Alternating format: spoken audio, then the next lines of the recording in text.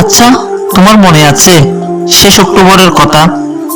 আর November ডিসেম্বরে হালকা হালকা শীতল বাতাসে শিশিরে জমে থাকা বিন্দু বিন্দু পানির কথা, যেখানে অরণ্যর কত মিল, গ্রীষ্ম ছাড়া গরম, শীতল বাতাসে ঠান্ডা কুহেলি, আর মাঝে মধ্যে অনাবৃষ্টি, সাথে গাছে নতুন চন্দ্রমল্লিকা ফুলের কত যে মিলন হয় তাদের।